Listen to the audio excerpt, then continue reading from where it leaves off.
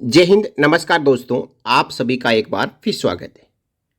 दोस्तों, 8वें वेतन आयोग के ऊपर गैजेट नोटिफिकेशन जारी हो चुका है और इस गैजेट नोटिफिकेशन के जारी होने के बाद 8वें वेतन आयोग में एक बड़ा ट्विस्ट आ चुका है।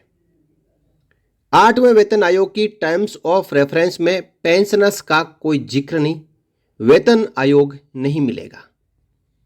लगभग 69 लाख पेंशनर्स और फैमिली पेंशनर्स वेतन आयोग से बाहर।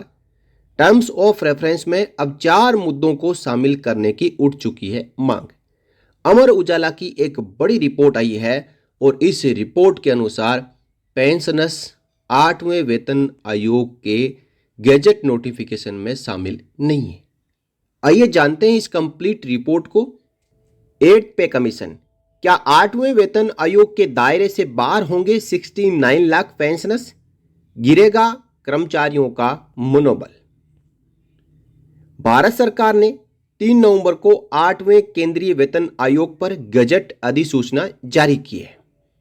अखिल भारतीय ट्रेड यूनियन कांग्रेस के महासचिव अमरजीत कौर ने इस बाबत कहा, सरकार द्वारा 8वें केंद्रीय वेतन आयोग को दिए गए टर्म्स ऑफ रेफरेंस को देखने से पता लगता है कि ये मौजूदा सरकार की कामकाजी वर्ग और बुजुर्ग पेंशनर्स के प्रति उदासीनता को दर्शाता है। एआईटीयूसी की महासचिव के मुताबिक नरेंद्र मोदी सरकार ने 69 लाख पेंशनर्स और फैमिली पेंशनर्स को 8वें केंद्रीय वेतन आयोग के दायरे से बाहर रखकर उनके साथ धोखा किया है।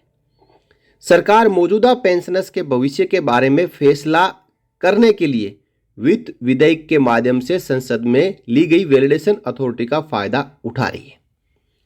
यह बात कही जा रही है न्यू फाइनेंस बिल के बारे में, यानी एक पेंशन वैलिडेशन रूल निकाला गया न्यू फाइनेंस बिल 2025 के जरिए, और इसमें कहा गया था कि सरकार चाहे तो प्री और पोस्ट जो वेतन आयोग के पेंशनर्स है उनकी पेंशन में भेदभाव रख सकती है।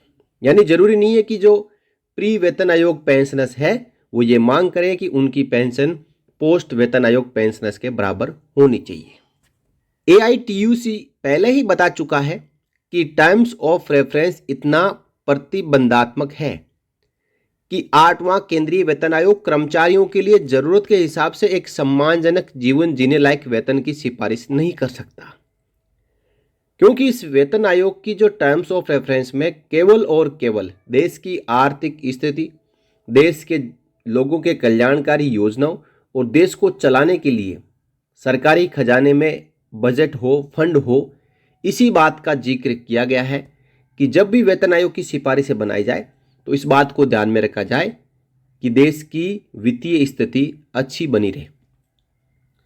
जब कोरोना काल आया तो सरकार ने देश की वित्तीय स्थिति का हवाला देते हुए 18 महीने का डीए रोक दिया। वित्तीय स्थिति अच्छी होने के बावजूद भी सरकार ने अब तक कर्मचारियों और पेंशनर्स को 18 महीने का बकाया नहीं दिया है। तो यहाँ पे एक बार फिर देश की आर्थिक स्थिति का जो मुद्दा है वो टर्म्स ऑफ रेफरेंस में शामिल कर दिया गया है। इसका मतलब यह कि जो वेतन आयोग की समिति है उसके हाथ बांध दिए गए हैं।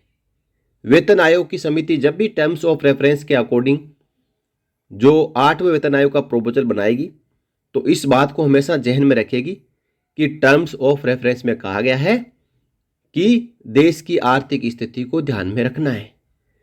टर्म्स ऑफ रेफरेंस सीधे और अप्रत्यक्ष रूप से 8वें केंद्रीय वेतन आयोग को याद दिलाता है कि उन्हें केंद्रीय सरकारी कर्मचारियों को दिए जाने वाले वेतन और भत्ते में कोई उचित बढ़ोतरी की सिफारिश नहीं करनी चाहिए।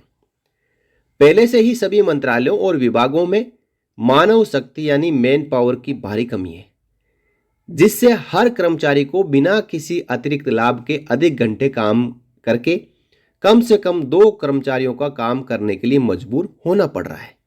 ऐसा सरकारी विभागों में है और ऐसा सेनाओं में भी है। अब देखिए 10 लाख से ज़्यादा जो पद है वो खाली पड़े हैं। एआईटीयूसी की महासचिव के अनुसार रेलवे में महिला लोको पायलटों सहित कर्मचारियों से 12 घंटे से अधिक काम करने के लिए कहा जाता है। उन्हें बुनियादी सुविधाएं भी नहीं दी जाती है। सरकार 10 साल से अधिक खाली पदों को भरने के बजाय निश्चित अवधि का यानी फिक्स्ड टर्म रोजगार और सेवानिवृत्त कर्मचारियों को फिर से नियुक्त कर रही है, खासकर रेलवे और रक्षा क्षेत्र में।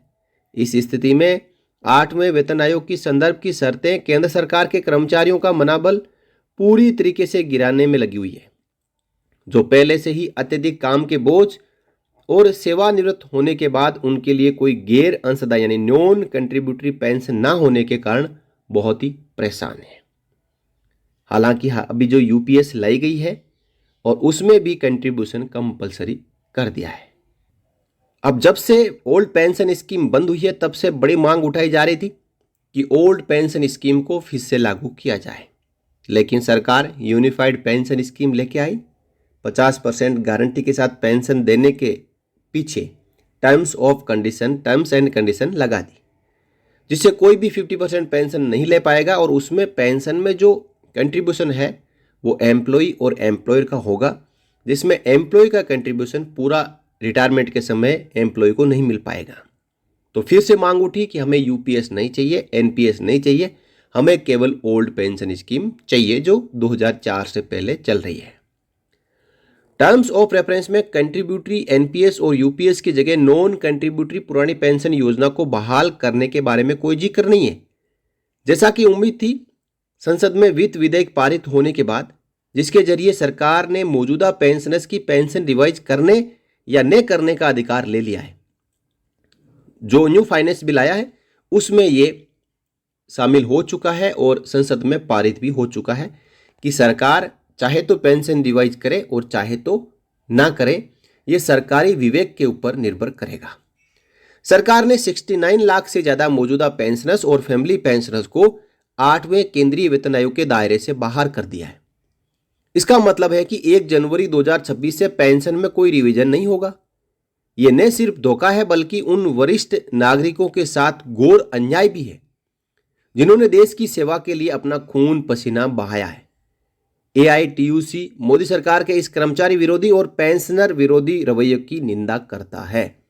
यानी सरकार की यहाँ पे इस संगठन ने निंदा कर दी है और साथ ही साथ मांग कर दी है कि अब टर्म्स ऑफ रेफरेंस जो जारी हो चुकी है उसमें कुछ और मुद्दे हैं जिनको शामिल किया जाए। जो कि सबसे बड़ा मुद्दा है वो है केंद्र सरकार के कर्मचारियों के लिए जरूरत के हिसाब से अच्छी जिंदगी जीने लायक सैलरी की जरूरत की जांच करना, जिसमें परिवार के सदस्यों की संख्या कम से कम 5 मानी जाए, यानी फैमिली यूनिट 5 मानी जाए। आज के लाइफस्टाइल को देखते हुए कम से कम पौष्टिक और साफ सुथरे खाने की जरूरत और रोजमर्रा की जरूरतों के लिए कम से कम 25% खर्च, साथ ही साथ शिक्षा, स्वास्थ्य, आवास, पीने के पानी और परिवहन वगैरह पर होने वाले खर्चों की जरूरत की जांच करना शामिल है। दूसरा मुद्दा, 26 लाख से ज्यादा एनपीएस कर्मचारियों की कंट्रीब्यूटरी एनपीएस और यूपीएस के जगह नॉन कंट्रीब्यूटरी पुरानी पेंशन योजना को बहाल करने की मांग की जांच करना। तीसरा, पेंशन के स्ट्रक्चर और रिवीजन और अन्य संबंधित मामलों की जांच करना, जैसे 11 साल बाद पेंशन की कम्यूटेशन वैल्यू को बहाल करना, यानी पेंशन कम्यूटेशन की रिकवरी केवल 11 साल तक करना, और संसदीय समिति की सिफारिश के अनुसार सेवानिवृत्ति की तारीख से हर 5 साल में पेंशन में 5% की बढ़ोतरी करना, यानी एडिशनल पेंशन जो अभी 80 साल के बाद शुरू होती है उसको 65 साल से शुरू करने के लिए टर्म्स ऑफ रेफरेंस में इस मुद्दे को शामिल करने के लिए यहाँ पे एआईटीयूसी ने मांग कर दी है। और पेंशन कम्यूटेशन रिकवरी का मुद्दा जो पहले कहा जा रहा था और एनसीजेसीएम ने सरकार को लिखा भी था कि 8वें वेतन आयोग की टर्म्स ऑफ रेफरेंस में शामिल किया जाए, लेकिन सरकार ने नहीं किया। ना ही ओल्ड पेंशन स्कीम का मुद्दा शामिल किया और ना ही फैमिली यूनिट का मुद्दा शामिल किया। तो अब बचा क्या? केवल देश की आर्थिक स्थिति को ध्यान में रखना है, तो फिर वेतन आयोग की आवश्यकता नहीं है।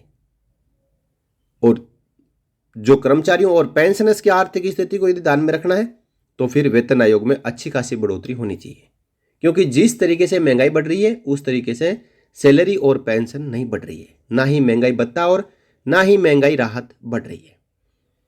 अगला मुद्दा है कर्मचारियों और पेंशनर्स के लिए 8वें सीपीसी की सिफारिशों को 1 जनवरी 2026 से लागू करने की तारीख की सिफारिश करना। तो ये 4 मुद्दे हैं जो एआईटीयूसी ने सरकार को सुझाए हैं कि वो अपनी टर्म्स ऑफ रेफरेंस में शामिल कर ले। एआईटीयूसी केंद्र सरकार के कर्मचारियों और उनके ट्रेड यूनियन से अपील की कि वे मोदी सरकार के कर्मचारी विरोधी और पेंशनर विरोधी रवैये के खिलाफ तुरंत विरोध करें। न्याय पाने के लिए अपने एक्शन प्रोग्राम बनाएं, क्योंकि सैलरी और पेंशन का रिवीजन सिर्फ 10 साल में एक बार होता है। एआईटीयूसी 8वें केंद्रीय वेतन आयोग से न्याय पाने के लिए केंद्रीय सरकारी कर्मचारियों और पेंशनर के सभी एक्शन प्रोग्राम का समर्थन करता रहेगा। यानी सबसे बड़ा मुद्दा उठाया है एआईटीयूसी ने। कहा है कि जब न्यू फाइनेंस बिल ला के सरकार ने यह क्लियर कर दिया कि वेतन और पेंशन ये किस प्रकार है जो कर्मचारियों और पेंशनर्स को दी जाएगी, और यह भी शामिल कर लिया कि पेंशनर्स की पेंशन कम ज़्यादा हो सकती है। सरकार चाहे तो पेंशनर्स को वेतन आयोग में शामिल करे, नहीं तो बाहर भी कर सकती है। अब टर्म्स ऑफ रेफरेंस में इस बात को शामिल ना करना ये दर्शाता है कि 69 लाख पेंशनर्स के ऊपर गाज गिर सकती है, ये संभावना है। अब दूसरी तरफ इंटरिम रिपोर्ट देने के लिए भी कहा गया है, तो वेतन आयोग की समिति इंटरिम रिपोर्ट पेश करेगी। उस इंटरिम रिपोर्ट में क्या शामिल होगा? संभावना है कि जो 50% या 50% से ज़्यादा मौजूदा डीएडीआर है, इसको जनवरी 2026 से ही पेंशनर्स और कर्मचारियों को दे दिया जाए। लेकिन बात फिर आती है कि क्या पेंशनर्स को वेतन आयोग में शामिल किया गया है? तो इसके बारे में अभी तक कोई स्पष्टीकरण नहीं है। हालांकि जो प्रेस इन्फॉर्मेशन ब्यूरो जारी हुआ था उसमें यह बात कही गई है।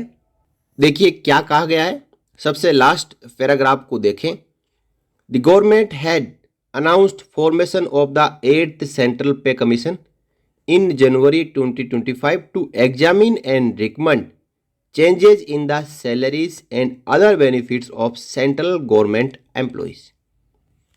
अब इस बात से आप समझ गए होंगे कि सरकार ने जनवरी 2025 में 8वें वेतन आयोग के गठन की घोषणा की थी, और ये 8वां वेतन आयोग क्या रिकमेंड करेगा? कर्मचारियों, जो केंद्र सरकार के कर्मचारी हैं, उनकी सैलरी और दूसरे बेनिफिट जो है उनको निर्धारित करेगा। तो यहाँ पे पेंशनर्स का नाम नहीं है, यहाँ पे केवल एम्प्लॉयज़ के बारे में बात कही गई है। और जो गैजेट जारी हुआ है उसको भी आप एक बार देख लें। ये गैजेट 3 नवंबर 2025 को जारी हुआ है।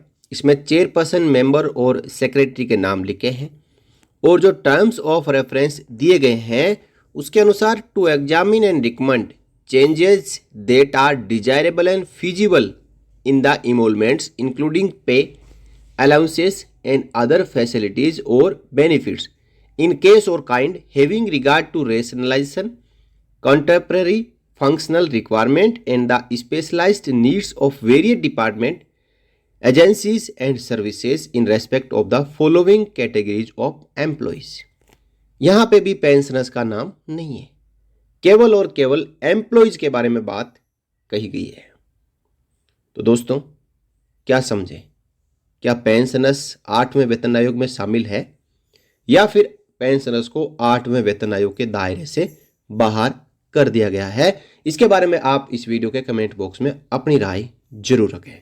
और साथ ही साथ जो एआईटीयूसी ने मांग की है, इसको यदि आप समर्थन करते हैं तो इस वीडियो को आप शेयर कर दें, नहीं तो पेंशनर्स 8वें वेतन आयोग के दायरे से बाहर है। समय पे आप मांग उठाएंगे, विरोध करेंगे, तो हो सकता है कि पेंशनर्स 8वें वेतन आयोग में शामिल हो जाए, नहीं तो आपकी पेंशन जितनी OROP 3 में मिल रही है वही मिलती रहेगी, आपको OROP 4 का इंतजार करना होगा। सरकार के पास ये भी मुद्दा है कि हम तो डिफेंस पेंशनर्स की पेंशन बिना वेतन आयोग के भी ही बढ़ा रहे हैं। सरकार ये कहेगी हम तो OROP में मौजूदा जो बेस ईयर लेते हुए जवानों की पेंशन जो रिटायरमेंट आ रहे हैं उनका मिनिमम और मैक्सिमम करके जो पास्ट पेंशनर्स को दे रहे हैं, तो फिर डिफेंस पेंशनर्स के लिए वेतन आयोग की ज़रूरत क्या है? वेतन आयोग तो 10 साल में आता है, हम तो हर 5 साल में है जो इनकी पेंशन का रिवीजन करते हैं।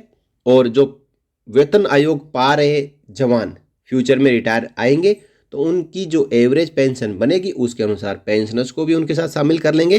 तो दोस्तों एक बड़ा मुद्दा है, बड़ा पेंच है जो कि यहाँ पे फंस चुका है कि पेंशनर्स वेतन आयोग में शामिल है या नहीं है।